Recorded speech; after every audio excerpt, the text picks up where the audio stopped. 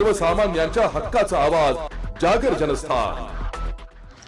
केंद्रीय सामाजिक न्याय राज्यमंत्री रामदास आठवले हे धुळे शहराच्या दौऱ्यावर आले होते। यावेळी त्यांची पत्रकार परिषद पार पडली आहे। या पत्रकार परिषदेत बोलताना केंद्रीय राज्यमंत्री रामदास आठवले यांनी नरेंद्र मोदींचे सरकार हे संविधानाला मानणारे सरकार असून प्रत्येक सरकारने संविधानाला मानलं पाहिजे, तसेच संविधान मजबूत करण्याची जबाबदारी ही नरेंद्र मोदी यांच्या सरकारने घेतली आहे। बाबासाहेबांच्या नावाचा उल्लेख अनेकदा त्यांच्या भाषणात पाहायला मिळालाय।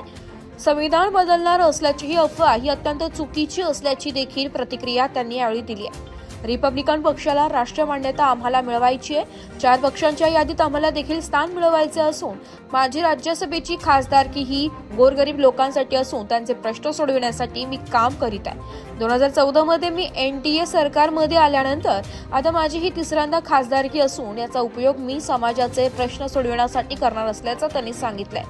केंद्रीय राज्यमंत्री रामदास आठवले यांनी प्रकाश आंबेडकर यांच्या देखील या पत्रकार परिषदेत खरपूस समाचार घेतला असून आपण भाजपच्या लावणीला बांधलेले नसून ते काँग्रेसच्या दावणीला बांधलेले आहे असे आम्ही म्हणणार नाही।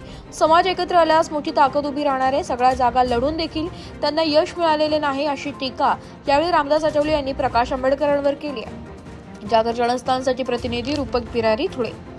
ते सरकार नरेंद्र मोदींचं सरकार हे बाबासाहेब आंबेडकरांच्या संविधानाला मानणारं सरकार आहे।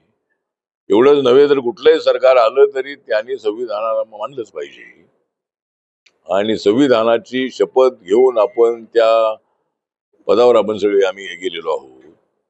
त्यामुळं संविधान जे आहे ते मजबूत करण्याची जबाबदारी सरकारने आपल्या अंगावर घेतलेली आहे आणि नरेंद्र मोदींनी संविधानाला माथा टेकून शपथ घेतलेली आहे। आणि नरेंद्र मोदींच्या अनेक भाषणांमध्ये आपण जर पहिले पंतप्रधान पाहिलेत आणि हे पंतप्रधान पाहिले तर बाबासाहेब आंबेडकरांच्या नावांचा उल्लेख त्यांच्या भाषणामध्ये अनेक वेळा आपल्याला पाहायला मिळेल। आणि समतेची भूमिका, मानवतेची भूमिका, सर्व जाती धर्मांना न्याय देणारी भूमिका।